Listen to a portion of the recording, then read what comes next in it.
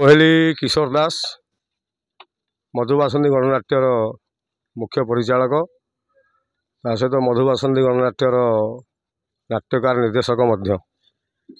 ଘର ହେଲା ଆଠଗଡ଼ ମହୁଲିଆ। କ'ଣ କହିବା ଆଜ୍ଞା, ଚଳିତ ବର୍ଷ ସବୁ କ୍ୟାମ୍ପରେ ମଧ୍ୟ ଚର୍ଚ୍ଚା ହେବ ବୋଲି ଆମର ଆଶା। ଆଖଡ଼ା ଘରୁ ମଧ୍ୟ ଚଳଚଞ୍ଚଳ ହେଉଥିବା କାଳିଆ କରିବ ଶେଷ ବିଚାର ନାଟକ ବିଷୟରେ କ'ଣ ପ୍ରତିକ୍ରିୟା ରଖିବେ? କାଳିଆ କରିବ ଶେଷ ବିଚାର ମାନେ ଯେତେବେଳେ ସବୁ ଜାଗାରେ ବିଚାର ଫେଲ୍ ହେଇଯାଏ ସେତେବେଳେ ଆମେ ଭଗବାନଙ୍କ ଉପରେ ବିଚାର ଛାଡ଼ିଦେଉ।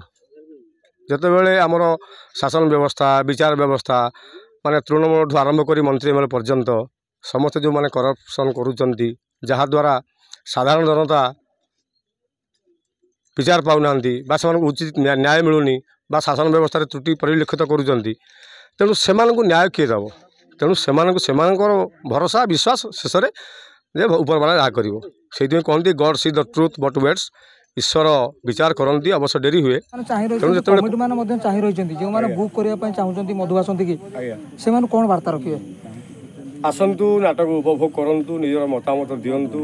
ନାଟକ ମାଧ୍ୟମରେ କ'ଣ ଯଦି ଭୁଲ ତ୍ରୁଟି ମୋର ହେଇଥାଏ ତାକୁ ବି ସିଧା ଆସି ମୋତେ କୁହନ୍ତୁ, ମୁଁ ବହୁତ ଖୁସି ହେବି। କାରଣ ମୋ ତ୍ରୁଟି ମୁଁ ନିଜେ ଜାଣିପାରିବି ଯେ ହଁ ମୁଁ ଏଇ ଜାଗାରେ ତ୍ରୁଟି କରିଛି ବା କଳାକାରଙ୍କର କେଉଁ ଜାଗାରେ କ'ଣ ତ୍ରୁଟି ହେଇଛି ବା ନାଟକରେ କୌଣସି ଲଜିକ୍ ଫେଲ୍ ହେଇଛି ବା କ'ଣ କିଛି ପ୍ରୋବ୍ଲେମ୍ ଯଦି ଦର୍ଶକ ଉପଭୋଗ କରିବେ, ଯେ ଉପଲବ୍ଧି କରିବେ ଯେ ନାଇଁ ଏଇ ଜାଗାରେ ଏଇଟା ଭୁଲ ହେଇଛି, ତେଣୁ ମୋତେ ସେଟା ଜଣାଇଲେ ମୁଁ ବହୁତ ଖୁସି ହେବି।